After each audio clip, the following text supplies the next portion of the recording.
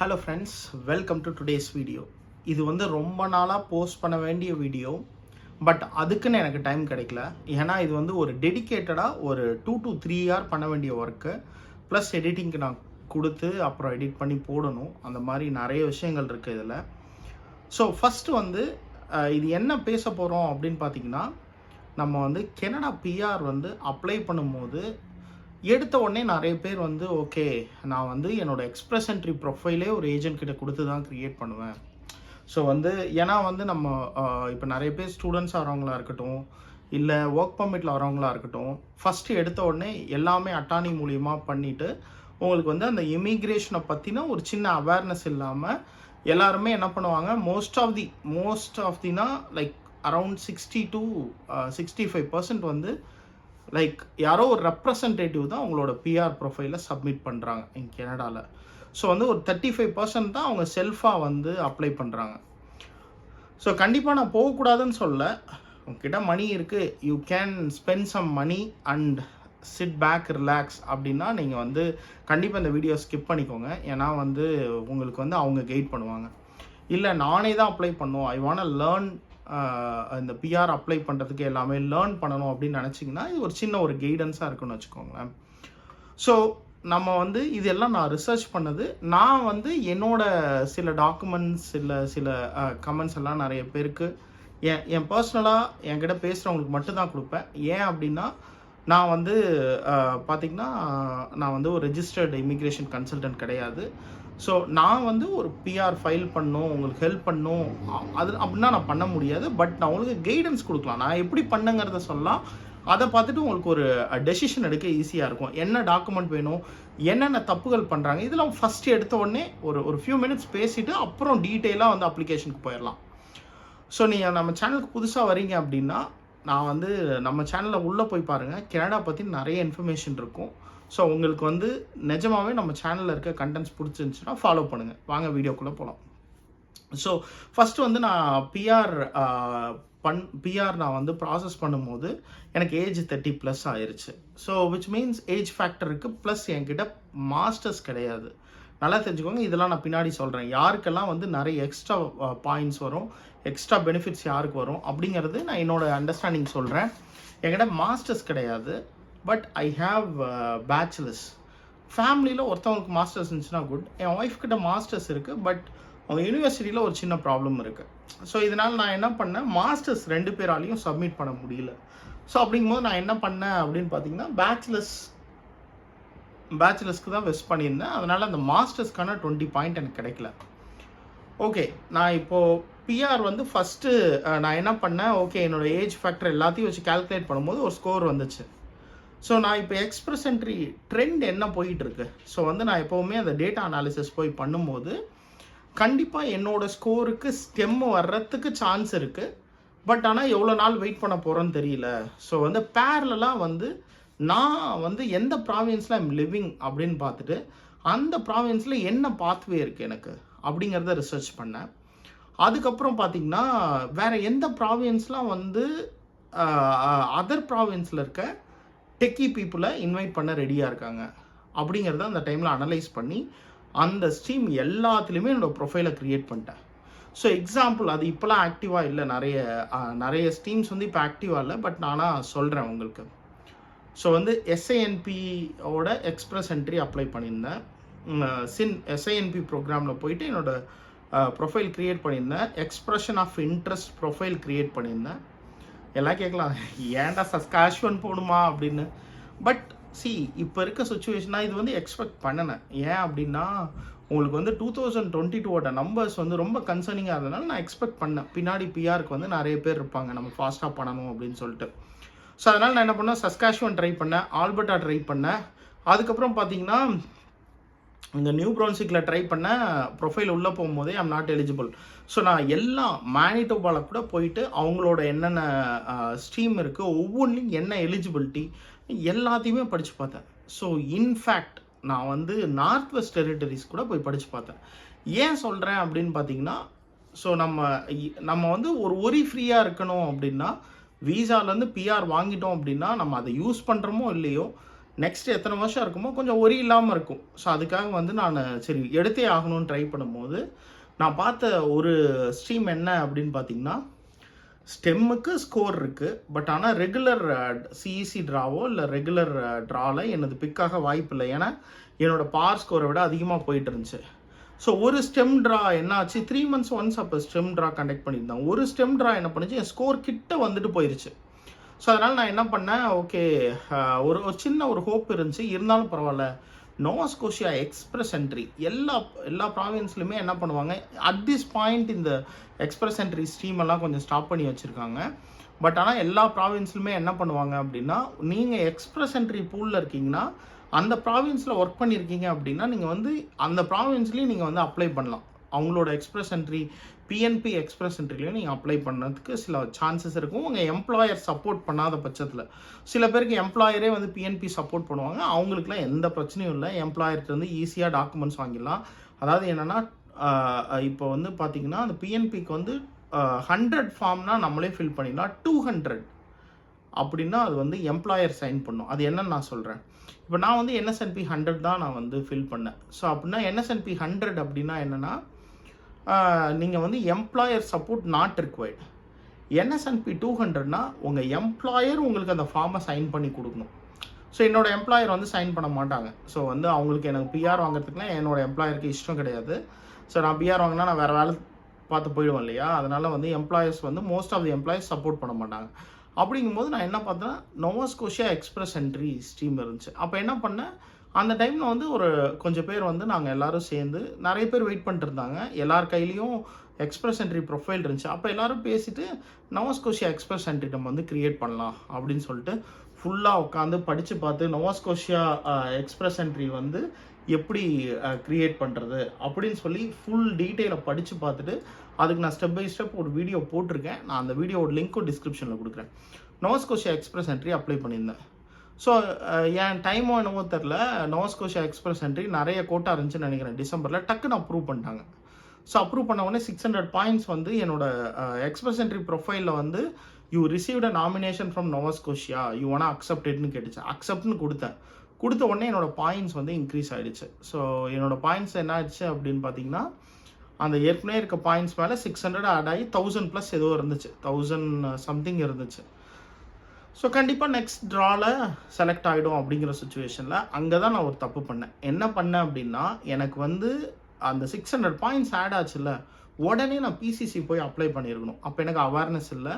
So அது வந்து நான் நிறைய பேர் இப்போ என்கிட்ட பேசுகிற எல்லார்ட்டையும் சொல்கிறது என்னன்னா, உங்களுக்கு அடுத்து ட்ரா வந்து பிக் ஆக போகுது, இல்லை ஒரு 3 months ஒரு 4 months முன்னாடியே நீங்கள் வந்து பிசிசி அப்ளை பண்ணி வச்சிட்டிங்கன்னா உங்களோட பிஆர் ப்ராசஸ் வந்து ரொம்ப ஃபாஸ்ட்டாக நடக்கும்.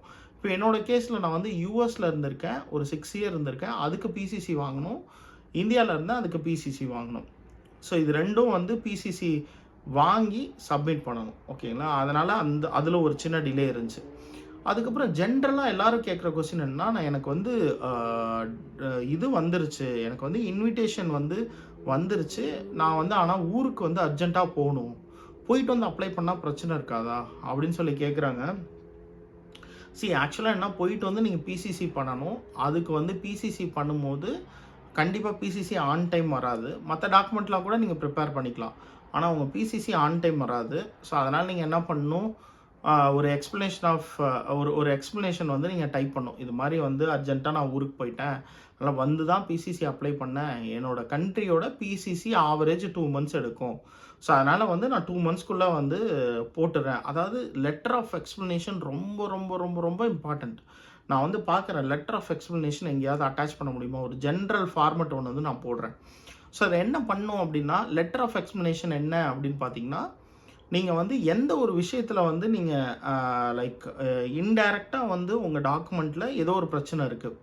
இப்போ எக்ஸாம்பிள் என்னோடய நேம் பார்த்தீங்கன்னா தமிழ் மாறன் டீன் இருக்கும் என்னோடய சர்டிஃபிகேட்ஸ் எல்லாம். பட் பாஸ்போர்ட்டில் பார்த்தீங்கன்னா ஃபுல் நேம் இருக்கும், எங்கள் அப்பா நேமும் என்னோடய நேமும் இருக்கும். ஸோ இது எங்கெங்கெல்லாம் என்னோடய நேம் வந்து தமிழ் மாறன் டீன் இருக்குதோ, ஸோ பார்த்தீங்கன்னா என்னோடய பேங்க் ஸ்டேட்மெண்ட்டில் கூட அப்படி தான் இருந்துச்சு, இந்தியாவோட பேங்க் ஸ்டேட்மெண்ட்டில். ஸோ எல்லாத்துக்கும் நான் எக்ஸ்ப்ளனேஷன் அடிப்பேன். ஸோ எக்ஸ்ப்ளனேஷன் அடிக்கும் போது நான் வந்து இது மாதிரி அதுக்கு ஒரு அட்டஸ்டேஷன் லோக்கலில் போய் வாங்கணும். ஸோ வந்து இந்த நேமும் நான் தான் அப்படின்னு சொல்லி ஒரு அட்டஸ்டேஷன் வாங்கி அதை எல்லா இடத்துலையும் அட்டாச் பண்ணும். ஸோ இந்த ப்ராசஸ் எல்லாம் வந்து நான் டீட்டெயிலாக அனலைஸ் பண்ணி நான் கண்டுபிடிச்சி, ப்ளஸ் என் ஃப்ரெண்ட்ஸ் சில பேர் ஹெல்ப் பண்ணி இதெல்லாம் கண்டுபிடிச்சி எல்லாத்தையும் செக்ரிகேட் பண்ணி சப்மிட் பண்ணேன். ஸோ இந்த அனாலிசிஸ் தான் ரொம்ப ரொம்ப முக்கியம். அதுதான் நான் டாக்குமெண்ட்டில் பேச போகிறேன். ஸோ அதுக்கப்புறம் பார்த்தீங்கன்னா ஜென்ரலாக பண்ணுற தப்பு என்னன்னா, ஒருத்தவங்க வந்து அதான் நான் ஊருக்கு போகிறாங்க இல்லையா, போய் வந்து PCC letter of explanation submit பண்ணிவிட்டு அதுக்கப்புறம் வந்து அவங்க லெட்டர் ஆஃப் எக்ஸ்ப்ளனேஷன் வச்சு சப்மிட் பண்ணலாம். பிசிசி தப்பு இல்லை. ஸோ அதுக்கப்புறம் வந்து உங்கள் டைம் வரும்போது அவங்க என்ன கேட்பாங்க, பிசிசி கூட நான் ப்ரொசீட் பண்ணுறேன் அப்படின்னு சொல்லி அப்ளிகேஷன் ஸ்டாப் பண்ணுவாங்க. பிசிசி வாங்கி அதை சப்மிட் பண்ணிங்கன்னா அவங்க ப்ரொசீட் பண்ணுவாங்க. உங்களுக்கு சம்டைம்ஸ் என்ன நடக்கும், இன்னொரு பிரச்சனை என்ன அப்படின்னா, உங்களுக்கு வீசா ஏதாவது ரிஜெக்ஷன் ஆகிருக்கு சில கண்ட்ரியில் அப்படின்னா, நீங்கள் மென்ஷன் பண்ணலன்னா அவங்களே ஃபைண்ட் அவுட் பண்ணிடுவாங்க. எப்படியோ அது இமிக்ரேஷன் சிஸ்டம் வந்து, இப்போ எக்ஸாம்பிள் யூஎஸில் வந்து L1ஓ H1ஓ ரிஜெக்ட் ஆகிருக்கு அப்படின்னா, நீங்களே அந்த இன்ஃபர்மேஷனை சொல்லலை அப்படின்னா கூட அவங்க அது பேக்ரவுண்ட் செக் ரன் பண்ணி கண்டுபிடிச்சிட்டு உங்களுக்கு வந்து இது மாதிரி வந்து உங்களுக்கு ஏற்கனவே டினை ஆகிருக்கு பாஸ்டில். ஸோ டினை ஆனதுக்கு ரீசன் கேட்க மாட்டாங்க. டினை ஆயிடுச்சு, நீங்கள் உங்களோட ஃபுல் இதை கொடுங்க, ஐட்டனரி கொடுங்க, எக்ஸ்ப்ளனேஷன் அடித்து கொடுங்க அப்படின்னு கேட்பாங்க. ஸோ இதெல்லாம் ரொம்ப ரொம்ப முக்கியமான விஷயங்கள். நான் எக்ஸ்பிரஸ் என்ட்ரியை பொறுத்தளவு நான் என்ன சொல்லுவேன் அப்படின்னா, இப்போ உங்கள் எம்ப்ளாயர், இப்போ எக்ஸாம்பிள் சில பேருக்கு என்ன பிரச்சனை ஆகுனா, ஃபஸ்ட்டு எம்ப்ளாயரோ செகண்ட் எம்ப்ளாயரோ எனக்கு வந்து கொடுக்க மாட்டாங்க, அவங்க ஆக்டிவாக இல்லை, எம்ப்ளாயர் வந்து லைக் அவுட் ஆஃப் பிஸ்னஸ் அப்படின்னா அதுக்கும் எக்ஸ்ப்ளனேஷன் அடிக்கணும். இன்ஸ்டன்ட் நீங்கள் என்ன பண்ணலாம் அப்படின்னா, இப்போ எக்ஸாம்பிள் அந்த எம்ப்ளாயிட்டேருந்து எந்த லெட்டருமே வாங்க முடியல, ரோல்ஸ் அண்ட் ரெஸ்பான்சிபிலிட்டி லெட்டரே வாங்க முடியல அப்படின்னா, நீங்கள் கேட்கலாம் ரோல்ஸ் அண்ட் ரெஸ்பான்சிபிலிட்டி எதுக்குன்னு. அதையும் நான் எக்ஸ்பிளைன் பண்ணுறேன். நான் கண்டிப்பாக டாக்குமெண்ட் செக்ஷன் போகும்போது எல்லாமே எக்ஸ்பிளைன் பண்ணுறேன்.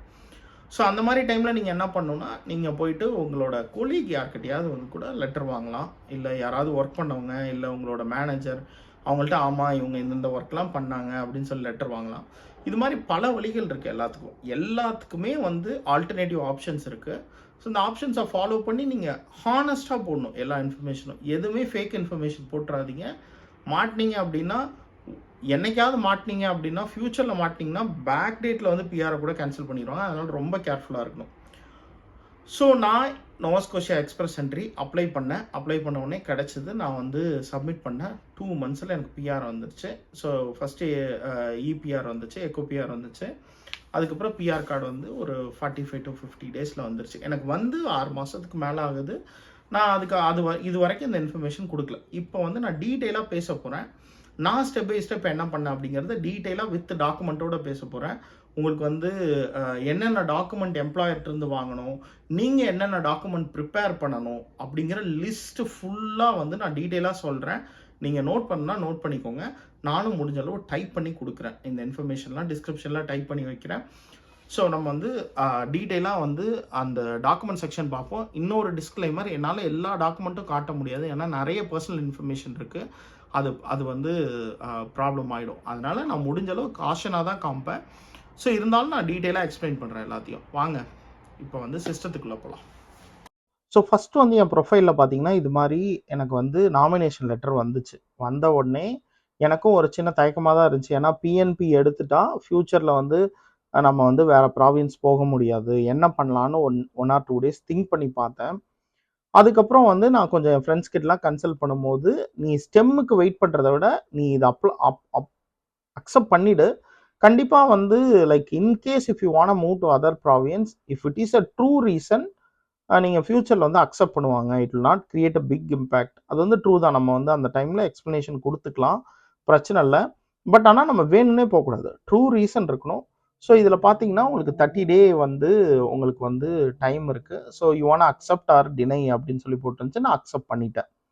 ஸோ இப்படி தான் நான் ப்ராவின்சியல் நாமினேஷன் வந்து அக்செப்ட் பண்ணேன். அக்செப்ட் பண்ண உடனே யூ அக்செப்டட் அப்படின்னு சொல்லி ஒரு லெட்டர் வந்துச்சு. 600 points பார்த்தீங்கன்னா எக்ஸ்பிரஸ் என்ட்ரியில் ஆட் ஆயிடுச்சு. நம்ம இந்த டாக்குமெண்ட் பற்றி பேசுறதுக்கு முன்னாடி நீங்கள் எக்ஸ்பிரஸ் என்ட்ரி ப்ரொஃபைல் கிரியேட் பண்ணும்போதே நீங்கள் அதை படித்து பாருங்கள். ஏன்னா இப்போது சில பேர்லாம் என்ன பண்ணுவாங்க, ஐயோ நான் ஃபுல் ஹிஸ்ட்ரியும் போடணும் அப்படின்னு சொல்லி 12 வருஷம் 5 வருஷம் 6 வருஷம் எக்ஸ்பீரியன்ஸ்லாம் போடுவாங்க.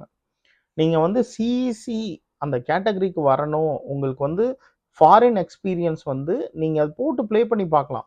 ஸோ எத்தனை வருஷம் ஃபாரின் எக்ஸ்பீரியன்ஸ் போட்டால் உங்கள் ப்ரொஃபைல் அக்செப்ட் பண்ணிக்குது. இப்போ எக்ஸாம்பிள் நீங்கள் உங்கள் ஃபஸ்ட்டு கம்பெனியில் வந்து ப்ராப்பர் சப்போர்ட் இல்லைன்னு வச்சுக்கோங்க. நிறைய பேர் வந்து ஃபஸ்ட்டு கம்பெனி வந்து பார்த்தீங்கன்னா, நம்ம வந்து ஒரு நல்ல ஒரு கம்பெனியில் ஒர்க் பண்ணியிருக்க மாட்டாங்க. சில பேர் வந்து டைரெக்டாக எம்என்சிக்கு போயிருப்பாங்க.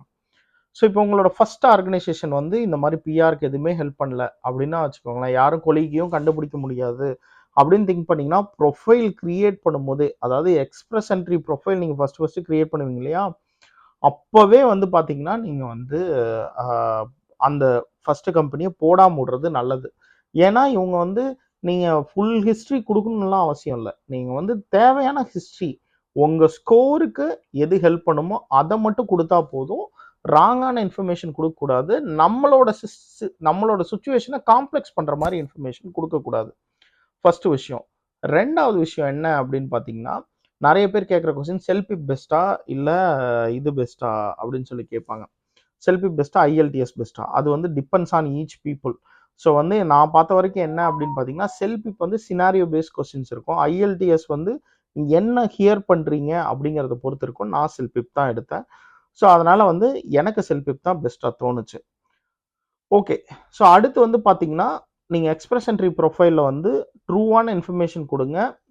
அதில் வந்து நிறைய கொஸ்டின்ஸ் இருக்கும். கொஸ்டின்ஸ் இருந்துச்சுன்னா ஆன்லைனில் கண்டிப்பாக ஹெல்ப் இருக்கும். எக்ஸ்பிரஸ் என்ட்ரிக்கு நான் வந்து உங்களுக்கு நிறைய ஆன்லைன் இது இருக்குது. நான் இப்போ டாக்குமெண்ட் பற்றி தான் இப்போ பேச போகிறேன்.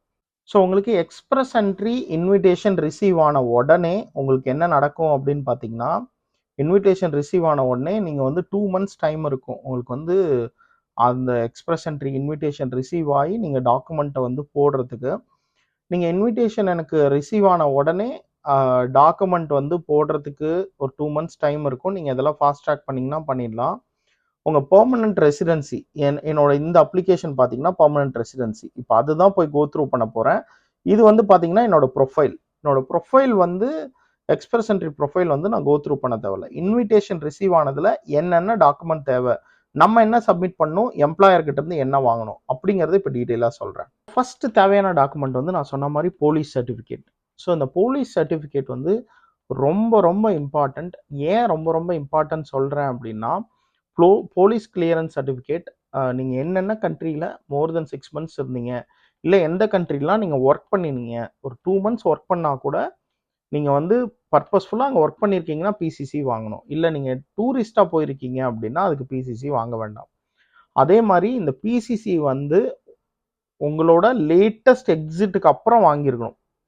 ஸோ இப்போ எக்ஸாம்பிள் நீங்கள் கனடாக்கு வந்துட்டீங்க இந்தியாவிலேருந்து அப்படின்னா, இல்லை ஸ்ரீலங்காலேருந்து நீங்கள் கனடா வந்துட்டீங்க அப்படின்னா, கனடா வந்து இந்த பிசிசி அப்ளை பண்ணி வாங்கியிருக்கணும். ஸோ அப்படி வாங்கினா தான் அது வந்து வேலிட். உங்களோட அந்த ட்ராவல் டேட்டுக்கு அப்புறம் நீங்கள் அப்ளை பண்ணி வாங்கியிருக்கணும். அந்த என்னென்ன கண்ட்ரிக்கு நீங்கள் வந்து பிசிசி அப்ளை பண்ணுறீங்களோ அந்த கண்ட்ரி எல்லாத்தையும் ஃபஸ்ட்டு வந்து PCC is very very important document, it's required. So அதனால் இப்போ நான் பார்த்தீங்கன்னா என்னோட 2 பிசிசி போட்டிருக்கேன். ஒன்று வந்து இந்தியா பிசிசி, ஒன்று யூஎஸ் பிசிசி. அதை வந்து ஃபஸ்ட்டு வந்து அப்லோட் பண்ணிட்டேன். ஸோ இது வந்து நம்ம ப்ரிப்பேர் பண்ண வேண்டிய டாக்குமெண்ட், நம்மளோட ஒர்க்கு. அதுக்கப்புறம் என்ன அப்படின்னு பார்த்தீங்கன்னா, எம்ப்ளாயர்ட்டேருந்து வாங்க வேண்டியது. ஸோ எம்ப்ளாயர்ட்டேருந்து 3 டிஃப்ரெண்ட் லெட்டர்ஸ் வாங்கணும். ஓகேங்களா? Offer of employment, employment certification. So 2 இருக்குது. ஆஃபர் ஆஃப் எம்ப்ளாய்மெண்ட்னு ஒன்று இருக்கும், எம்ப்ளாய்மெண்ட் சர்டிஃபிகேட்னு ஒன்று இருக்கும். இப்போ நான் இப்போ காட்டுறேன் பாருங்கள், உங்களுக்கு ஸ்க்ரீனை காமிச்சு சொல்லுங்கள். ஸோ பார்த்தீங்கன்னா ஆஃபர் ஆஃப் எம்ப்ளாய்மெண்ட் ரொம்ப ரொம்ப முக்கியம். ஸோ இது நம்ம எம்ப்ளாயிட்டேருந்து வாங்கணும். அடுத்து வந்து லெட்டர் ஆஃப் எம்ப்ளாய்மெண்ட். ஸோ 2க்கும் நீங்கள் நினைக்கலாம் என்னடா offer of employment, letter of, 2க்கும் மேஜர் டிஃப்ரென்ஸ் இருக்குங்க. நான் அதை எக்ஸ்பிளைன் பண்ணுறேன். அதுக்கப்புறம் எம்ப்ளாய்மெண்ட் ரெக்கார்டு. இந்த எம்ப்ளாய்மெண்ட் ரெக்கார்டு வந்து ரொம்ப ரொம்ப ரொம்ப ரொம்ப முக்கியம். ஏன் இந்த எம்ப்ளாய்மெண்ட் ரெக்கார்டு என்ன அப்படின்னு பார்த்தீங்கன்னா, இப்போ எக்ஸாம்பிள் நீங்கள் ஒரே ஆர்கனைசேஷனில் 5 டெசிக்னேஷனில் இருந்திருக்கீங்க அப்படின்னா, நீங்கள் அதை கிரியேட் பண்ணும்போது 5 டெசிக்னேஷனையும் 5ஆ பிரித்து போடணும். அதுக்கப்புறம் நீங்கள் அந்த ஒரு டெசிக்னேஷனில் 3 ஊரில் இருந்திருக்கீங்க. எக்ஸாம்பிள் இப்போ என்னோட கேஸ் எடுத்துக்கிட்டிங்கன்னா, இந்தியாவில் இருந்திருப்பேன், அதே டெசிக்னேஷனில் மிசிசாகாவில் இருந்தேன், அதே டெசிக்னேஷனில் இப்போ நான் வந்து ஹாலிஃபேக்ஸ்லேயும் இருந்தேன். ஸோ அப்படிங்கும்போது 3 டிஃப்ரெண்ட் ரோவாக அதை கிரியேட் பண்ணணும். நம்ம அந்த பிஆரில் வந்து சப்மிட் பண்ணும்போது அந்த 3க்கும் தனித்தனியாக டாக்குமெண்ட் வந்து சப்மிட் பண்ணணும். ஸோ அந்த டாக்குமெண்ட் சப்மிட் பண்ணுறது ரொம்ப ரொம்ப இம்பார்ட்டண்ட். அந்த ரிக்குவயர்மெண்ட் என்ன, இந்த எம்ப்ளாய்மெண்ட் ரெக்கார்டு அப்படிங்கிறது இருக்கு இல்லையா, அதுக்கு வந்து நான் என்னென்ன வைக்கணும் அப்படின்னு சொல்கிறேன். ஃபஸ்ட்டு வந்து இது 3ம் இப்போ employment record, offer of employment, letter of employment உங்கள் எம்ப்ளாயர்கிட்ட வாங்குறது ரொம்ப ரொம்ப முக்கியம். Offer of employment, letter of employment only required from your current employer. இதே மாதிரி இந்த employment records required for all the employer that you have shown in profile. So இதுதான் டிஃப்ரென்ஸ். ஆஃபர் ஆஃப் எம்ப்ளாய்மெண்ட்டும் லெட்டர் ஆஃப் எம்ப்ளாய்மெண்ட்டும் கரண்ட்டாக நீங்கள் யார்கிட்ட employee ஆயிருக்கீங்களோ அவங்க கொடுக்க வேண்டிய டாக்குமெண்ட். அதுக்கப்புறம் பார்த்தீங்கன்னா எம்ப்ளாய்மெண்ட் ரெக்கார்ட்ஸ் இருக்கு இல்லையா, அது நீங்கள் ஒவ்வொரு டெசிக்னேஷன் வந்து நீங்கள் காமிச்சிருக்கிறதுக்கும் ஒவ்வொரு ஊருக்கும் நீங்கள் வந்து தனித்தனியாக வந்து போடணும். ஸோ அதுதான் வந்து பார்த்தீங்கன்னா நிறைய டாக்குமெண்ட் வந்து நான் அப்லோட் பண்ணியிருப்பேன். ஸோ இப்போ ஒவ்வொரு டாக்குமெண்ட்லையும் என்ன இருக்குன்னு பேசிடலாம். ஃபர்ஸ்ட் வந்து ஆஃபர் ஆஃப் எம்ப்ளாய்மெண்ட் பற்றி பேசிடலாம். ஆஃபர் ஆஃப் எம்ப்ளாய்மெண்ட் நீங்கள் நினைக்கலாம், நான் ஃபர்ஸ்ட் கனடாக்கு வரும்போது கொடுத்த ஆஃபர் அப்லோட் பண்ணிடலாமா? பண்ணக்கூடாது, தப்பு. ஆஃபர் ஆஃப் எம்ப்ளாய்மெண்ட் உங்கள் எம்ப்ளாயர் கிட்ட புதுசாக தான் வாங்கணும். ஸோ வாங்கும்போது அவங்கள்ட்ட என்ன சொல்லணும்னா, என்ன இன்ஃபர்மேஷன் இருக்கணும் ஆஃபர் ஆஃப் எம்ப்ளாய்மெண்ட்டில். நீங்கள் ஆஃபர் ஆஃப் எம்ப்ளாய்மெண்ட்டில் உங்கள் ரோல்ஸ் அண்ட் ரெஸ்பான்சிபிலிட்டி தேவையில்ல. ஆஃபர் ஆஃப் எம்ப்ளாய்மெண்ட்டில் என்ன வேணும் அப்படின்னா, உங்களோட ஃபுல் நீங்கள் என்னையிலேருந்து கனடாவில் ஒர்க் பண்ணுறீங்க, உங்களோட ஃபுல் சேலரி என்ன, உங்களுக்கு வந்து நீங்கள் கண்டினியூஸாக இந்த கம்பெனியில் ஒர்க் பண்ணுவீங்களா அப்படிங்கிற மாதிரி ஒரு ப்ரூஃப் தான் வந்து எதிர்பார்ப்பாங்க.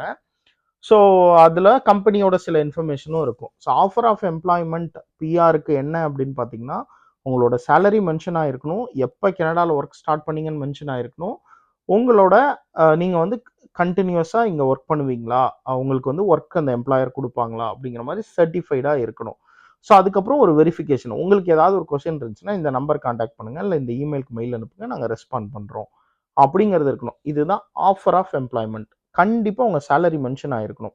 ஓகே, அப்படியே அதை சப்மிட் பண்ணிடலாமா அப்படின்னா, அப்படியே சப்மிட் பண்ணக்கூடாது. ஆஃபர் ஆஃப் எம்ப்ளாய்மெண்ட்டில் என்ன பண்ணணும் அப்படின்னு பார்த்தீங்கன்னா, உங்களோட ஃபஸ்ட்டு 2 பே ஸ்லிப், இப்போ ரீசண்டாக இருக்க ஒரு 2 பே ஸ்லிப், இப்போ நீங்கள் சப்மிட் பண்ணுறதுக்கு முன்னாடி ரீசெண்டாக இருக்க 2 பே ஸ்லிப் ஆஃபர் ஆஃப் எம்ப்ளாய்மெண்ட்டை வச்சு அது கீழே வச்சு நீங்கள் பிடிஎஃப் மர்ஜ் பண்ணி நீங்கள் போடுறது better. So offer of employment plus உங்கள்கிட்ட வந்து T4 கனடாவோட T4 இருக்குது அப்படின்னா, நீங்கள் வந்து ஃபஸ்ட் இயர் செகண்ட் இயர் இப்போ 2-3 வருஷம் வேலை செய்றீங்கன்னா 3 வருஷத்தோட T4ஐயும் அட்டாச் பண்ணிடுங்க. ஸோ அடிஷ்னல் இன்ஃபர்மேஷன் கொடுக்கறதுனால தப்பு இல்லை. ஸோ அதனால் வந்து அதை அட்டாச் பண்ணிடுங்க. ஆஃபர் ஆஃப் எம்ப்ளாய்மெண்ட்டு ஓகே, இந்த டேட்டில் ஆஃபர் கொடுத்துருக்கான், first 2 pay check, last 2 pay check, T4s. So இது எல்லாத்தையும் வச்சு அட்டாச் பண்ணீங்க அப்படின்னா உங்களுக்கு வந்து கண்டிப்பாக வந்து அதில் பெரிய ப்ராப்ளம் வராது. So offer of employment. அடுத்து லெட்டர் ஆஃப் எம்ப்ளாய்மெண்ட் பேசலாம். ஸோ லெட்டர் ஆஃப் எம்ப்ளாய்மெண்ட்டில் என்ன இருக்கணும் அப்படின்னா, உங்களோட ஹிஸ்ட்ரி, நீங்கள் எப்போ இந்த கம்பெனியில் ஜாயின் பண்ணீங்க, இப்போ என்ன டெசிக்னேஷனில் இருக்கீங்க, என்ன ஊரில் இருக்கீங்க, உங்களோட சேலரி என்ன, அதுக்கப்புறம் வந்து உங்கள் பாஸ்போர்ட் நம்பர் என்ன, நீங்கள் என்ன ஸ்டேட்டஸில் இருக்கீங்க லீகலாக. சில கம்பெனிலாம் ப்ரீடிஃபைன் ஃபார்மெட் வச்சுருப்பாங்க. ஸோ வச்சில்லாத கம்பெனிஸ்க்கு நீங்கள் வாங்கும்போது லெட்டர் ஆஃப் எம்ப்ளாய்மெண்ட்டில் உங்களோட பாஸ்போர்ட் நம்பர் மென்ஷன் ஆகிருக்கணும். அதுக்கப்புறம் வந்து நீங்கள் ஒர்க் பர்மிட்டில் ஒர்க் பண்ணிகிட்டு இருக்கீங்க, கரண்ட்டாக லீகலாக நீங்கள் வந்து ஒர்க் பர்மிட்டில் ஒர்க் பண்ணிகிட்டு இருக்கீங்க, என்னைக்கு ஸ்டார்ட் பண்ணீங்க, உங்கள் சேலரி என்ன. ஸோ இந்த இன்ஃபர்மேஷன் எல்லாம் லெட்டர் ஆஃப் எம்ப்ளாய்மெண்ட்டில் இருக்கணும். நீங்கள் கரண்ட்டாக எங்கே நீங்கள் வந்து தங்கியிருக்கீங்க, அந்த மாதிரி இன்ஃபர்மேஷன். கரண்ட்லி ரெசைட்ஸ் இன், நான் இப்போ டாட்மவுத்தில் இருக்கேன்னா டாட்மவுத் அட்ரஸ் வந்து அதில் இருக்குது. அதுக்கப்புறம் பார்த்தீங்கன்னா லைக் நான் உங்களோட பாஸ்போர்ட் இன்ஃபர்மேஷன் நான் சொன்ன மாதிரி. So letter of employment, offer of எம்ப்ளாய்மெண்ட்டுக்கு லெட்டர் ஆஃப் எம்ப்ளாய்மெண்ட்டுக்கு நிறைய டிஃப்ரென்ஸ் இருக்குது. லெட்டர் ஆஃப் எம்ப்ளாய்மெண்ட்டில் இப்போ ஆஃபர் ஆஃப் எம்ப்ளாய்மெண்ட்டில் கனடாவில் இன்னைக்கு ஸ்டார்ட் பண்ணீங்க அந்த இன்ஃபர்மேஷன் இருக்கும். லெட்டர் ஆஃப் எம்ப்ளாய்மெண்ட் இந்த கம்பெனியில் எவ்வளோ நாளாக ஒர்க் பண்ணுறீங்க, உங்கள் பாஸ்போர்ட் நம்பர் என்ன, இந்த மாதிரி டீட்டெயில் இன்ஃபர்மேஷன் இருக்கணும். ஸோ அதுதான் லெட்டர் ஆஃப் எம்ப்ளாய்மெண்ட்டில் இருக்கும். லெட்டர் ஆஃப் எம்ப்ளாய்மெண்ட்லேயும் பார்த்தீங்கன்னா நீங்கள் வந்து கொஞ்சம் சில அடிஷ்னல் டாக்குமெண்ட்ஸ் போடணும். உங்கள் எம்ப்ளாயர் கொடுக்குற டாக்குமெண்ட்ஸ் மட்டும் இல்லாமல் நான் சொன்ன மாதிரி நீங்கள் வந்து கொஞ்சம் பே ஸ்லிப்ஸை அதுலேயும் அட்டாச் பண்ணிக்கோங்க, T4ஐயும் அட்டாச் பண்ணிக்கோங்க லெட்டர் ஆஃப் எம்ப்ளாய்மெண்ட்டை. ஸோ அது வந்து ரொம்ப ரொம்ப முக்கியம். அதே மாதிரி நீங்கள் அந்த பாஸ்டில் இருந்த இப்போது இந்தியாவில் இருக்கீங்கன்னா ஃபார்ம் 16 அந்த ஏர்னிங் ஸ்டேட்மெண்ட் கொடுப்பாங்க இல்லையா, அது எல்லாத்தையும் அட்டாச் பண்ணுறதும் better. So what it shows, so வந்து லெட்டர் 4 வருஷமாக ஒர்க் பண்ணிட்டேன், கண்டினியூஸாக இங்கே தான் ஒர்க் பண்ண போகிறேன் அப்படின்னு சொல்லி கொடுக்குறது தான் லெட்டர் ஆஃப் எம்ப்ளாய்மெண்ட். ஸோ அந்த லெட்டர் ஆஃப் எம்ப்ளாய்மெண்ட்டுக்கும் இந்த டாக்குமெண்ட்ஸ் எல்லாம் அட்டாச் பண்ணிடுங்க. ஸோ 2 விஷயம் முடிஞ்சிருச்சு. இப்போது முக்கியமாக பார்க்க வேண்டியது எம்ப்ளாய்மெண்ட் ரெக்கார்டு. ரொம்ப ரொம்ப முக்கியம். அதை பற்றி தான் இப்போ பேச போகிறேன். ஸோ எம்ப்ளாய்மெண்ட் ரெக்கார்டு வந்து ரொம்ப ரொம்ப முக்கியம். இது வந்து இன் அதர் வேர்ட்ஸில் சொல்லணும்னா இட்ஸ் ஜியாகிரபிக்கல் லெட்டர் அப்படின்னு கூட சொல்லலாம். என்னன்னா, நீங்கள் வந்து ஒவ்வொரு டெசிக்னேஷன்லையும் உங்களோட ரோல்ஸ் அண்ட் ரெஸ்பான்சிபிலிட்டி என்ன அப்படிங்கிறது அந்த எம்ப்ளாய்மெண்ட் ரெக்கார்டில் இருக்கணும். ஸோ ரோல்ஸ் அண்ட் ரெஸ்பான்சிபிலிட்டி என்ன அப்படின்னு யோசிச்சு பார்த்தீங்கன்னா, அது வந்து எக்ஸாக்ட்லி நீங்கள் வந்து ஒர்க் பெர்மிட் எடுக்கும்போது நீங்கள் சப்மிட் பண்ணியிருப்பீங்க. இதுதான் என்ஓசின்னு ப்ரிவைல் பண்ணியிருப்பாங்க. அந்த என்ஓசியை மேட்ச் பண்ணணும். நீங்கள் மாட்டுக்கு வந்து ஒரு நீங்கள் ஏதாவது ஒரு இன்ஃபர்மேஷன் வந்து அங்கே வச்சுருக்காங்க. நீங்கள் வேற ஒரு இன்ஃபர்மேஷன் வந்து போடுறீங்க. எக்ஸாம்பிள் சாஃப்ட்வேர் டெவலப்பர்னு இருக்குது. நீங்கள் வந்து சும்மா சிஸ்டம் அனலிஸ்ட் ரிக்வயர்மெண்ட் எடுக்குது எழுதுறேன், பிஸ்னஸ் அனலிஸ்ட் அப்படி நீங்கள் ரோல்ஸ் அண்ட் ரெஸ்பான்சிபிலிட்டி போட்டிங்கன்னா ரிஜெக்ட் ஆகிடும். உங்கள் என்ஓசியை மேட்ச் பண்ணி இருக்கணும் உங்கள் ரோல்ஸ் அண்ட் ரெஸ்பான்சிபிலிட்டி. இல்லை அப்படின்னா நீங்கள் உங்கள் எம்ப்ளாயர்கிட்ட சொல்லி உங்கள் என்ஓசியை ஏற்கனவே சேஞ்ச் பண்ணியிருக்கணும். ஸோ அதனால் வந்து உங்கள் என்ஓசி மேட்ச் ஆகணும் ரோல்ஸ் அண்ட் ரெஸ்பான்சிபிலிட்டியில். அந்த அந்த அதே அப்படியே டிட்டோவாக இருக்கக்கூடாது. நீங்கள் கொஞ்சம் வந்து அதை கொஞ்சம் பார்த்து நீங்கள் அதை வந்து ஃபிக்ஸ் பண்ணிக்கோங்க. நீங்கள் அதை படிச்சுட்டு புரிஞ்சுட்டு அதுக்கு ஏற்ற மாதிரி போட்டுக்கோங்க. ஸோ அதில் என்ன இருக்கணும் அப்படின்னா, நீங்கள் என்ன டெசிக்னேஷனில் ஒர்க் பண்ணீங்க, அந்த ஸ்பெசிஃபிக் எம்ப்ளாய்மெண்ட் ஸ்பிளிட். ஸோ இப்போ எக்ஸாம்பிள் என்ன எடுத்துக்கிட்டிங்கன்னா, நான் சொல்லியிருக்கேன் இல்லையா, 5-6 டெசிக்னேஷனில் இருந்திருக்கேன். அந்த ஈச் டெசிக்னேஷனுக்கு நான் வந்து என்ன டேட்லேருந்து என்ன டேட், என்ன லொக்கேஷன், ஸோ என்னோட ரோல்ஸ் அண்ட் ரெஸ்பான்சிபிலிட்டி என்ன அப்படிங்கிறது நான் டீட்டெயிலாக வந்து அந்த எம்ப்ளாய்மெண்ட் அந்த இதில் வந்து நான் வந்து வாங்கி போட்டிருக்கேன். ஸோ அதனால் வந்து இந்த எம்ப்ளாய்மெண்ட் ரெக்கார்டு வந்து நிறைய டாக்குமெண்ட் ப்ரிப்பேர் பண்ணுற மாதிரி இருக்கும். இன்னொன்று முக்கியமான விஷயம், இப்போ எக்ஸாம்பிள் நான் யூஎஸில் ஒர்க் பண்ணேன். அந்த டைமில் அந்த பீரியடுக்கு அந்த டெசிக்னேஷனுக்கு எல்லா பே ஸ்லிப்லேயும் டெசிக்னேஷன் இருக்கும்.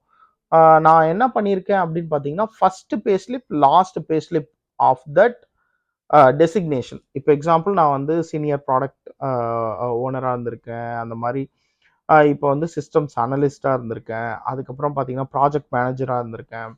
இது ஒவ்வொன்றுலையும் என்ன பண்ணியிருக்கேன், அந்த டெசிக்னேஷன் நான் வந்து இந்த எம்ப்ளாயர்கிட்ட ஒர்க் பண்ணியிருக்கேன் அப்படின்னா, அவங்கள்ட்ட இருந்து ஃபர்ஸ்ட் பே ஸ்லிப் அந்த டெசிக்னேஷனுக்கு, லாஸ்ட் பே ஸ்லிப் அதை வந்து அட்டாச் பண்ணிடணும். ஸோ அது பண்ணிட்டீங்கன்னா எக்ஸ்ட்ரா சப்போர்ட் உங்களுக்குன்னு வச்சுக்கோங்களேன். ஸோ அதனால் வந்து பார்த்தீங்கன்னா, லெட்டர் ஆஃப் எம்ப்ளாய்மெண்ட்டில் ரோல்ஸ் அண்ட் ரெஸ்பான்சிபிலிட்டி கண்டிப்பாக இருக்கணும். அது உங்கள் என்ஓசியை மேட்ச் பண்ணணும். எந்த டேட்லேருந்து எந்த டேட் அந்த டெசிக்னேஷனில் ஒர்க் பண்ணீங்கன்னு இருக்கணும். ஸோ வந்து நீங்கள் ஃபுல் டைம் எம்ப்ளாய்டாக இருக்கணும். ப்ளஸ் உங்கள் ரோல்ஸ் அண்ட் ரெஸ்பான்சிபிலிட்டி போட்டு ஹெச்ஆர் வந்து சைன் பண்ணியிருக்கணும். ஸோ டிஜிட்டலாவோ இல்லை ஃபிசிக்கலாவோ அதில் வந்து ஹெச்ஆரோட சைன் இருக்கணும். ஸோ எம்ப்ளாயரை வந்து காண்டாக்ட் பண்ணுறதுக்கு எப்படி காண்டாக்ட் பண்ணுங்கிற இன்ஃபர்மேஷன் இருக்கணும். இதுதான் லெட்டர் ஆஃப் எம்ப்ளாய்மெண்ட். சாரி, இது எக்ஸ்பீரியன்ஸ் லெட்டர். ஸோ உங்களுக்கு வந்து ஆஃபர் ஆஃப் எம்ப்ளாய்மெண்ட்னா என்ன, லெட்டர் ஆஃப் எம்ப்ளாய்மெண்ட்னா என்ன, அவங்களுக்கு வந்து எம்ப்ளாய்மெண்ட் ரெக்கார்டு எப்படி சப்மிட் பண்ணும் அப்படின்னு சொல்லிட்டேன். இது மூணும் வந்து எம்ப்ளாயர் தான் கொடுக்கணும். ஸோ அதனால் வந்து எம்ப்ளாயர் உங்கள் எல்லா எம்ப்ளாயருக்கும் ரீச் அவுட் பண்ணி, ஸோ நீங்கள் கேட்கலாம், என்கிட்ட வந்து பழைய எம்ப்ளாயர் டாக்குமெண்ட் இருக்குது அப்படின்னா, கண்டிப்பாக உங்களை இப்போ ரீச் பண்ண முடியும்னா இப்போ ரீச் பண்ணி ரோல்ஸ் அண்ட் ரெஸ்பான்சிபிலிட்டி வாங்கிக்கோங்க. என்ன அப்படின்னா, உங்களுக்கு வந்து அந்த என்ஓசி கோடை வச்சு ரோல்ஸ் அண்ட் ரெஸ்பான்சிபிலிட்டி இப்போ தான் தெரியும். நீங்கள் முன்னவே டாக்குமெண்ட் வாங்கியிருந்தீங்கன்னா அதில் வந்து மேட்ச் ஆகாது. அதனால் நீங்கள் இப்போ பிஆர் வருது, நீங்கள் இன்விடேஷன் வரப்போகுது அப்படின்னா, அதுக்கு முன்னமே நீங்கள் இந்த எம்ப்ளாயர்ஸ் கிட்டலாம் ஒர்க் பண்ண ஆரம்பிச்சிடணும். ஸோ அப்படி தான் நான் ஒர்க் பண்ணியிருந்தேன். நான் வந்து இந்தியாவில் இன்னொரு எம்என்சியில் ஒர்க் பண்ணிட்டு இருந்தேன். அது பழைய இன்ஃபர்மேஷன் அது எல்லாத்தையும் போய் அவங்கள ரீச் அவுட் பண்ணி எல்லாருக்கிட்டையும் டாக்குமெண்ட் வாங்கிட்டேன். ஸோ ஃபர்ஸ்ட் 2 கம்பெனி நான் ஷோ பண்ணலை. ஏன் பண்ணல அப்படின்னா, அவங்கள்ட்ட வந்து என்னால் டாக்குமெண்ட் வாங்க முடியாதுன்னு தெரிஞ்சு. ஸோ அதனால் வந்து வாங்க முடியாதுன்னா எக்ஸ்பீரியன்ஸ் லெட்டர்லாம் கொடுப்பாங்க. நான் வந்து ரோல்ஸ் அண்ட் ரெஸ்பான்சிபிலிட்டி லெட்டர் கொடுக்க மாட்டேன்னு சொல்லிட்டாங்க. ஸோ அதனால் வந்து நான் ப்ரொஃபைல்லேயே அதை எடுத்துட்டேன். அதனால் நான் எம்ப்ளாய்மெண்ட் ரெக்கார்டும் காட்டல. ஸோ மற்ற எல்லா கம்பெனிஸ்க்கும் எம்ப்ளாய்மெண்ட் ரெக்கார்ட் பக்காவாக ப்ரொடியூஸ் பண்ணிட்டேன். ஒரு சின்ன எக்ஸாம்பிள் எங்கெல்லாம் explanation of letter of explanation போடணும் அப்படின்னு சொல்லிட்டு. என்னோட ஒரு எம்ப்ளாயர் வந்து யூஎஸ்ல நான் ஒரு எம்ப்ளாயருக்கு ஒர்க் பண்ணிட்டு இருந்தேன். அவங்க வந்து பிஸ்னஸ் நேம் சேஞ்ச் பண்ணிட்டாங்க. நான் வந்து டைரக்ட் எம்ப்ளாய்மெண்ட்ல இருந்தேன். அவங்களோட பிஸ்னஸ் நேம் அவங்க வந்து அவங்க பிஸ்னஸை வந்து இது பண்ணணும், ரன் பண்ணணும், பிரிக்கணும் அப்படின்னு சொல்லிட்டு கமர்ஷியல், கவர்மெண்ட் இதெல்லாம் பிரிக்கணும் அப்படின்னு சொல்லிட்டு அவங்க வந்து பிரித்து பிரித்து சில ஒரே கம்பெனியாக 5 கம்பெனியாக பிரிச்சுட்டாங்க. எனக்கு லெட்டர் கொடுத்தது வந்து பார்த்தீங்கன்னா, அந்த கம்பெனியும் எனக்கு பே ஸ்லிப்பில் இருக்க கம்பெனி நேமுக்கும் மேட்சே ஆகலை. ஸோ நான் வந்து என்ன பண்ணேன், லெட்டர் ஆஃப் எக்ஸ்ப்ளனேஷன் அடிக்கும்போது இது மாதிரி என்னோட கம்பெனி வந்து பிஸ்னஸ் நேம் சேஞ்ச் பண்ணிட்டாங்க. அவங்க எந்த வருஷம் சேஞ்ச் பண்ணாங்க அப்படிங்கிற ப்ரெஸ் ரிலீஸ்லாம் இங்கே இருக்குது, பார்த்துக்கோங்க. ஸோ அதனால தான் என் பே ஸ்லிப்பில் வந்து வேறு கம்பெனி நேம் இருக்குது. இப்போது எனக்கு எம்ப்ளாய்மெண்ட் ரெக்கார்ட் கொடுத்த கம்பெனியோட நேம் வேறு மாதிரி இருக்குது. ஸோ பேசிக்கலி 2மே வந்து சேம் என்டிட்டி தான் அப்படின்னு சொல்லி லெட்டர் ஆஃப் எக்ஸ்ப்ளனேஷன் அடித்து நான் வந்து சைன் போட்டிருப்பேன். ஸோ அது ரொம்ப ரொம்ப முக்கியம். ஸோ எங்கெல்லாம் நீங்கள் லெட்டர் ஆஃப் எக்ஸ்ப்ளனேஷன் வைக்கணும் அப்படிங்கிறது நீங்கள் திங்க் பண்ணணும். ஸோ வந்து அது திங்க் பண்ணால் ஓரளவு உட்காந்து யோசிச்சு எந்தெந்த இடத்துலலாம் வந்து டாக்குமெண்ட்ஸில் டிஃப்ரென்ஸ் இருக்குது, நேமில் டிஃப்ரென்ஸ் இருக்கா, இல்லை கம்பெனி நேமில் டிஃப்ரென்ஸ் இருக்கா, இதெல்லாம் பார்த்து லெட்டர் ஆஃப் எக்ஸ்ப்ளனேஷன் அடிச்சிட்டிங்கன்னா ஈஸி. ஸோ இதெல்லாம் தான் வந்து எம்ப்ளாய்மெண்ட் ரெக்கார்டில் வர சிக்கல்கள். எனக்கு தெரிஞ்சு என்ன அப்படின்னா, உங்களால் லெட்டர் வாங்க முடியல, கண்டிப்பாக அந்த எக்ஸ்பீரியன்ஸ் வேணும் அப்படின்னா உங்கள் கொலீக்கிட்ட வாங்கி போடலாம். அதுக்கு ஒரு லெட்டர் ஆஃப் எக்ஸ்ப்ளனேஷன் போடணும். அதே மாதிரி நீங்கள் பே ஸ்லிப்ஸ் வந்து எப்போவுமே சேஃபர் சைடுக்கு டவுன்லோட் பண்ணி வச்சுக்கிறது நல்லது. பே ஸ்லிப் இல்லை அப்படின்னா கண்டிப்பாக பேங்க் ஸ்டேட்மெண்ட் வந்து அங்கே வந்து போட்டுட்டு கரெக்டாக எந்த டிரான்சாக்ஷன் உங்களுக்கு சேலரி கிரெடிட் ஆயிருக்கோ அதை ஹைலைட் பண்ணி காமிக்கிறது ரொம்ப ரொம்ப முக்கியம். ஸோ இதெல்லாம் தான் வந்து நான் இந்த எம்ப்ளாய்மெண்ட் டாக்குமெண்ட்ஸில் சொல்ல வேண்டிய அட்வைசஸ். ஸோ அடுத்து வந்து நான் நெக்ஸ்ட் டாக்குமெண்ட்டுக்கு போகிறேன். அடுத்து வந்து proof of support. So proof of support வந்து பார்த்தீங்கன்னா, நான் சிஇசி இருந்தாலும் வந்து நான் என்ன பண்ணியிருந்தேன்னா, என்னோட கொஞ்சம் வந்து அக்கௌண்ட்டில் வந்து அவங்க கேட்டளவு, அது நான் என்ன சொல்லியிருந்தேன்னா, ஃபேமிலி ஆஃப் 4 நான் வந்து 40,000 மெயின்டைன் பண்ணுறேன் அப்படின்னு சொல்லியிருந்தேன். நான் 40,000 மெயின்டைன் பண்ணல. ஸோ அதில் வந்து ஹாஃப் தான் மெயின்டைன் பண்ணியிருந்தேன். ஸோ அதுவுமே வந்து நான் பேங்க் ஸ்டேட்மெண்ட் எடுத்து போட்டிருந்தேன். இருந்தாலும் நான் ஒரு எக்ஸ்ப்ளனேஷன் லெட்டர் எழுதியிருந்தேன். ஸோ வந்து நான் வந்து சிஇசி நான் வந்து இங்கே இருக்கேன். ஸோ கனடாவில் ஒர்க் பண்ணிகிட்டு இருக்கேன். ஸோ வந்து அதனால் நான் வந்து ப்ரூஃப் ஆஃப் ஃபினான்ஷியல் சப்போர்ட் நான் வந்து கொடுக்க தேவையில்ல. ஸோ இதுதான் ப்ரெஸ் ரிலீஸ். பட் ஸ்டில் வந்து இது என்னோட ஆஃபர் லெட்டரு, இது என்னோட சேலரி ஸ்லிப்பு, இது என்னோட bank statement, I can take care of my செல்ஃபுங்கிறத காமிக்கிறதுக்கு அந்த இன்ஃபர்மேஷன்லாம் வந்து பார்த்தீங்கன்னா நான் ப்ரூஃப் ஆஃப் ஃபினான்ஷியல் சப்போர்ட்டில் போட்டிருந்தேன். அது ரொம்ப ரொம்ப முக்கியம். நீங்கள் வந்து இன்லேண்ட் அப்ளிகேஷன்னா நான் சொல்கிற மாதிரி ஃபாலோ பண்ணிக்கோங்க. இல்லை அவுட்லேண்ட் அப்ளிகேஷன், அதாவது நீங்கள் ஃபாரின்லேருந்து அப்ளை பண்ணால் கண்டிப்பாக ப்ரூஃப் காமிச்சாகணும்.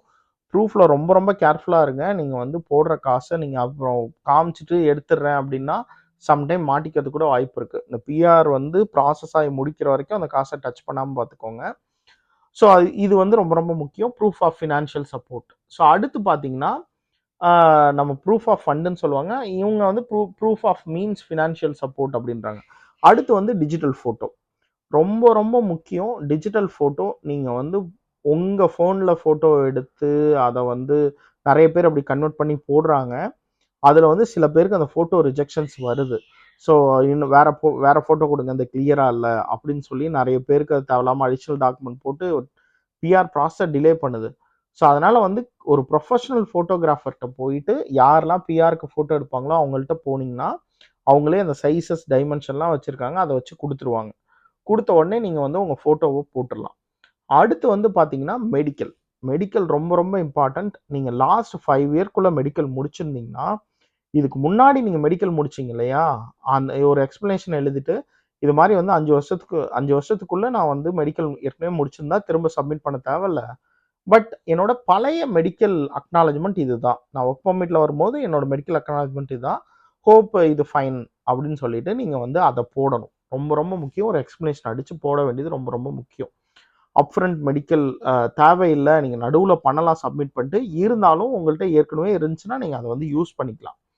அதுக்கப்புறம் வந்து என்ன அப்படின்னா மேரேஜ் சர்டிஃபிகேட் கேட்பாங்க. மேரேஜ் சர்டிஃபிகேட் வந்து பார்த்தீங்கன்னா ரொம்ப ரொம்ப முக்கியம். சில பேருக்கு வந்து நேட்டிவ் லாங்குவேஜில் இருக்கும், அதில் இங்கிலீஷில் இருந்துச்சுன்னா பரவாயில்ல. இன்கேஸ் இங்கிலீஷில் இல்லை, அதை டிரான்ஸ்லேட் பண்ணணும் அப்படின்னா நீங்கள் வந்து அதுக்கு தனி ப்ராசஸ் இருக்குது மேரேஜ் சர்டிஃபிகேட்டுக்கு. அந்த ப்ராசஸ் ஃபாலோ பண்ணி நீங்கள் பண்ணணும். மோஸ்ட்லி வந்து நம்ம தமிழ்நாட்டில் கொடுக்குற மேரேஜ் சர்டிஃபிகேட் இங்கிலீஷில் தான் எனக்கு கொடுத்துருக்காங்க. ஸோ அதை நான் அப்லோட் பண்ணிட்டேன். எனக்கு அதில் வந்து பார்த்தீங்கன்னா என்னோட மேரேஜ் சர்டிஃபிகேட்டில் ஓல்டு பாஸ்போர்ட் மென்ஷன் ஆயிருந்துச்சு. அதுக்குமே நான் வந்து ஒரு டாக்குமெண்ட் வந்து போட்டிருந்தேன், லெட்டர் ஆஃப் எக்ஸ்ப்ளனேஷன். என்னோட மேரேஜ் சர்டிஃபிகேட்டில் கொடுக்குறது என்னோட ஓல்டு பாஸ்போர்ட், அந்த காப்பி பாருங்கள், நான் கல்யாணம் ஆகும்போது இதுதான் என்னோட பாஸ்போர்ட், இப்போ நான் வந்து மாற்றிட்டேன் அப்படின்னு சொல்லிலாம் நான் சொல்லியிருந்தேன். ஏன்னா எங்கேயுமே வந்து ஒரு சின்ன தப்பு கூட பண்ணிடக்கூடாது. தப்பு பண்ணோம் அப்படின்னா பிரச்சனை இல்லை. என்னன்னா அடிஷ்னல் டாக்குமெண்ட் ரிக்வஸ்ட் வரும், என்கொயரி வரும், அதை ரெஸ்பாண்ட் பண்ணுற மாதிரி இருக்கும். உங்கள் ப்ராசஸ் வந்து டிலே ஆகும். ஸோ அதனால் வந்து மேரேஜ் சர்டிஃபிகேட் வந்து போட்டுட்டேன். ஸோ அதுக்கப்புறம் பார்த்தீங்கன்னா இந்த டாக்குமெண்ட்லாம் போட்டுட்டு ஸ்பௌஸ்க்கும் வந்து நீங்கள் இது எல்லாமே பண்ணணும். எக்ஸாம்பிள் நீங்கள் வந்து உங்களுக்கு என்னென்ன டாக்குமெண்ட் போடுறீங்களோ அவங்களுக்கு என்னென்ன காமிச்சிருக்கீங்களோ அதுக்கெல்லாம் போடணும். அதுக்கப்புறம் முக்கியமான விஷயம், அதர் டாக்குமெண்ட்டில் போயிட்டு நீங்கள் இப்போ ப்ராவின்ஸில் இருக்க ஒரு இப்போ வந்து அதர் டாக்குமெண்ட்டில் அடிஷ்னல் இன்ஃபர்மேஷன் கொடுக்கலாம். நீங்கள் உங்களோட ஸ்டேட் ஐடியோ இல்லை உங்கள் டிரைவர் லைசன்ஸோ போடுறது பெட்டர். ஏன்னா அவங்களுக்கு தெரியும், ஓகே இந்த ஸ்டேட்டில் தான் ரிசைட் ஆகிருக்கான். ஹெல்த் கார்டும் அதையும் ஸ்கேன் பண்ணி அதில் வந்து அப்லோட் பண்ணிடுங்க அதர் இன்ஃபர்மேஷனில். So that they will know okay this guy has this province ID இருக்குது அவனுக்கு அப்படின்னு சொல்லிட்டு. ப்ராவின்ஸ் ஐடி இங்கே யூஎஸில் தான் ஸ்டேட் ஐடி, இங்கே வந்து ப்ராவின்ஸ் ஸ்பெசிஃபிக் ஐடி. ஸோ அந்த டாக்குமெண்ட்டை வந்து போட்டுட்டு எல்லாத்தையும் போட்டுட்டு ஒரு தடவை ஃபுல்லாக வெரிஃபை பண்ணிவிட்டு ஃபீ பே பண்ண வரணும். அடுத்து ஃபீல ரொம்ப ரொம்ப முக்கியமான விஷயம் என்ன அப்படின்னா, நீங்கள் வந்து பெர்மனன்ட் ரெசிடென்ட் ஃபீன்னு ஒன்று இருக்கும், ரைட் ஃபார் பெர்மனன்ட் ரெசிடென்ட் ஃபீ அப்படின்னு சொல்லியிருக்கும். ஸோ நான் என்ன பண்ணிட்டேன், எனக்கு அது ஃபஸ்ட்டு புரியாமல் நான் என்ன பண்ணிட்டேன், பெர்மனன்ட் ரெசிடென்ட் ஃபீ மட்டும் பே பண்ணி சப்மிட் பண்ணிட்டேன். அதுக்கப்புறம் ரைட் ஃபார் பெர்மனன்ட் ரெசிடென்ஸ் ஃபீ அப்படிங்கிறதையும் சப்மிட் பண்ணணும் அப்படின்னு தெரிஞ்சுட்டு, அதுக்கப்புறம் வந்து தனியாக அதை வந்து பே பண்ணிவிட்டு அதை கொண்டு போய் நான் ஒரு வெப் ஃபார்ம் வச்சு அட்டாச் பண்ணேன். பட் நீங்கள் அதை தப்பு பண்ணாதீங்க. பே பண்ணும்போதே நீங்கள் வந்து பெர்மனன்ட் ரெசிடென்ட் அதுக்கான ஃபீ, பயோமெட்ரிக் ஃபீ இதெல்லாம் பண்ணிவிட்டு அந்த இன்னொரு ரைட் ஃபார் பெர்மனன்ட் ரெசிடென்சி அந்த காசையும் நீங்கள் உடனே பே பண்ணிடுங்க. ஸோ ரொம்ப ரொம்ப முக்கியம். ஸோ இதெல்லாம் தான் வந்து டாக்குமெண்ட் வந்து நான் ப்ரிப்பேர் பண்ணி சப்மிட் பண்ணது. ஸோ சப்மிட் பண்ணதுக்கு அப்புறம் பார்த்தீங்கன்னா நிறைய விஷயங்கள் இருக்கும். ஸோ ஒன்ஸ் வந்து நீங்கள் பிஆர் சப்மிட் பண்ண உடனே எப்படி அப்ரூவல் பார்க்கணும், எப்படி ட்ராக் பண்ணணும் அப்படிங்கிறதெல்லாம் வந்து நான் இன்னொரு வீடியோவில் கொஞ்ச நாள் கழித்து மேக் பண்ணுறேன். ஏன்னா வந்து பிஆர் அப்ளை பண்ணுற வரைக்கும் நான் இப்போ சொல்லிட்டேன் என்னென்ன டாக்குமெண்ட் வேணும்னு. இந்த வீடியோ இதுவே வந்து பெரிய லென்த்தாக இருக்கும். அதில் வந்து நான் இன்னும் கொஞ்சம் டீட்டெயிலாக எக்ஸ்பிளைன் பண்ணுறேன். கண்டிப்பாக ஸ்டெப் பை ஸ்டெப் கைட்லைன்ஸ் உங்களுக்கு வந்து ஹெல்ப்ஃபுல்லாக இருந்திருக்கும்னு நினைக்கிறேன். ஸோ அப்படி ஹெல்ப்ஃபுல்லாக இருந்துருச்சு அப்படின்னா நீங்கள் கமெண்ட் பண்ணுங்கள். ஸோ வந்து கண்டிப்பாக உங்களுக்கு ஏதாவது கொஸ்டின்ஸ் இருந்துச்சுன்னா கமெண்ட் பண்ணுங்கள். கண்டிப்பாக என்னால் முடிஞ்சால் நான் ஆன்சர் பண்ணுறேன். ஸோ வந்து நம்ம இன்னொரு வீடியோவில் மீட் பண்ணுவோம். Until then by from Tamil.